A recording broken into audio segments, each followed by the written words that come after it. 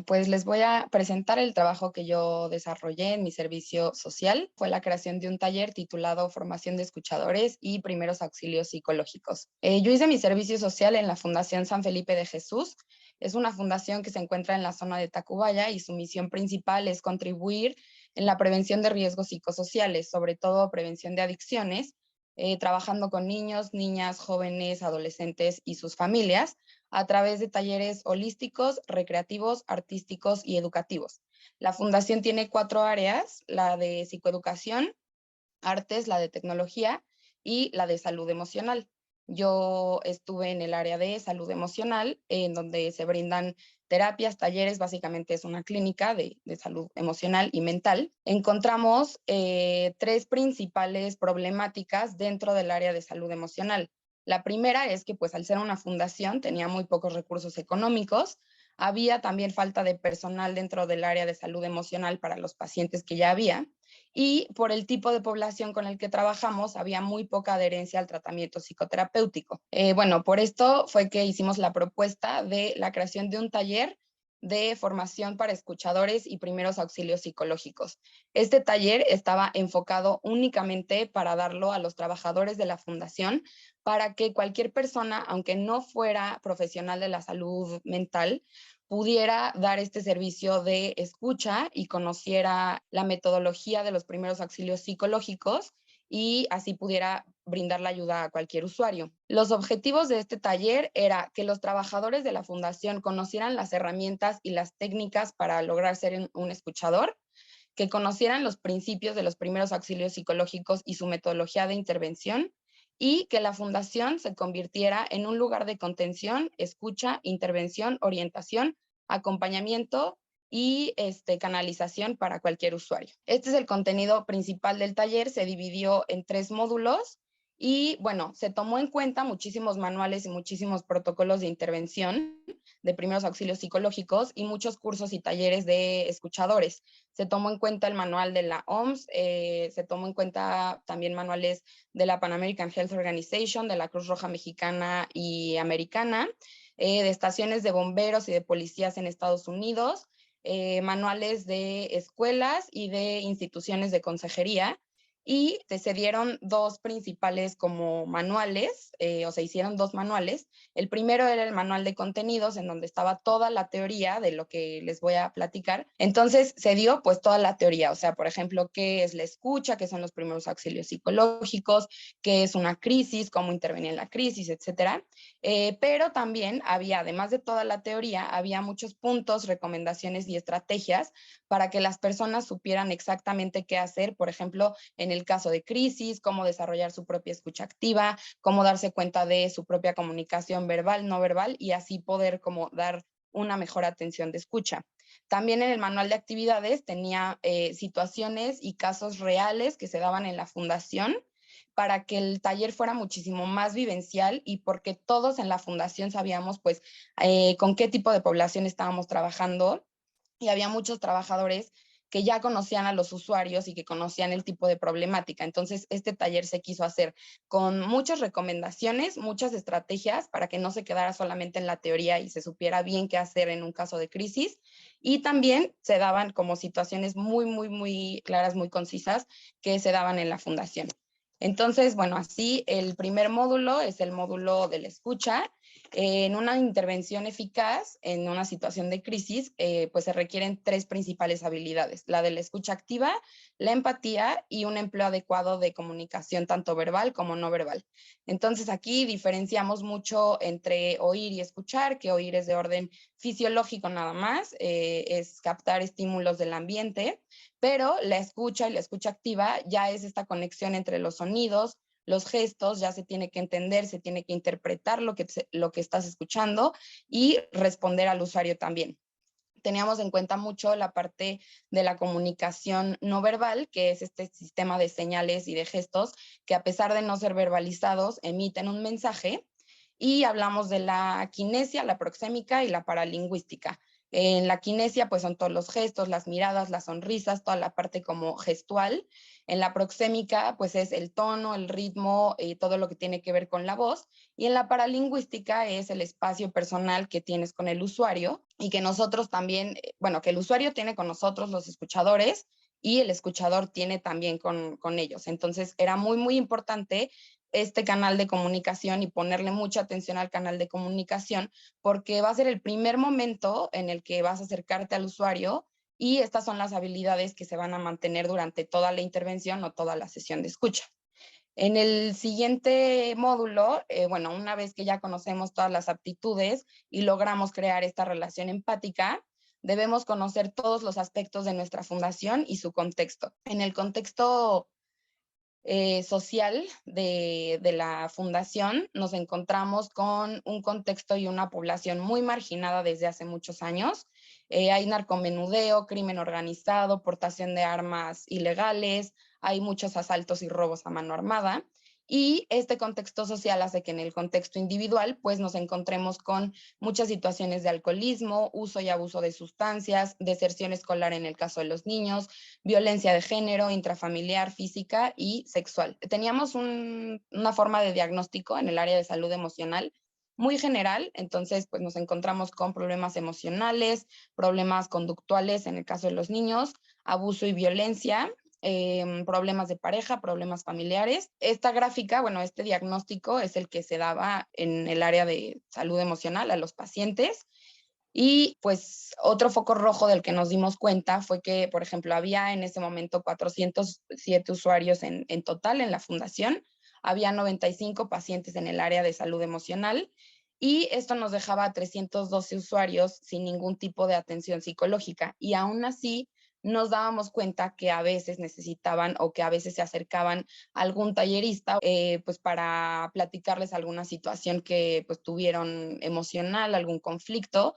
Entonces, pues sí teníamos como, o sea, muchos usuarios que no tenían esta atención, no tenían ningún acercamiento a su salud mental y que ya empezaba a ser importante que la tuvieran. Entonces, pues en este mismo segundo módulo, que es pues el paso a paso para la escucha, ya tenemos los principios de los primeros auxilios psicológicos y los estados de crisis.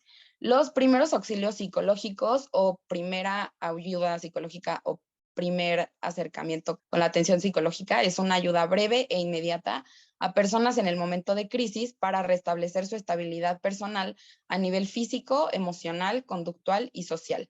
La crisis es una ruptura de la homeostasis de la psique y es un obstáculo que se presenta en la vida de una persona de manera súbita y que no puede ser superado o afrontado mediante las estrategias normales de afrontamiento. Por eso los objetivos de los PAP son prevenir un trastorno de estrés postraumático o alguna patología futura que se pueda dar a raíz de la crisis, brindar alivio inmediato haciendo que la persona salga de shock y logre recuperar esta capacidad de afrontamiento que perdió y facilitar la adaptación y el afrontamiento, auxiliando a dar los pasos en concretos para esta readaptación. Entonces pasamos ya al tercer módulo. En este último módulo, pues hicimos un protocolo de intervención que se creó especialmente para la Fundación San Felipe Jesús, tomando como base lo que les decía, pues la metodología de los principales protocolos que ya habíamos estudiado y recuperando las estrategias como más viables para nuestra población y para nuestros usuarios principalmente. Este protocolo se tituló ERES, en la primera parte es la E de escucha activa e intervención en crisis. Bueno, en esta primera parte, que es la escucha activa y la intervención en crisis, se debe de identificar la etapa de crisis en la que está, tomando en cuenta el tiempo que lleva este problema y los síntomas principales del usuario. Esto se logra, bueno, principalmente hablando, o sea, la persona se le tiene que invitar a hablar de todo lo que está sintiendo, de todos sus problemas, y también o sea, la persona tiene que empezar a identificar sus síntomas principales. Todo esto, pues, dando feedback para ir acomodando todas las situaciones que esta persona como que vaya viendo. En la R de restauración, se comienza a esclarecer y aterrizar un poco más el problema y siempre nos vamos a centrar en el presente y en el futuro inmediato.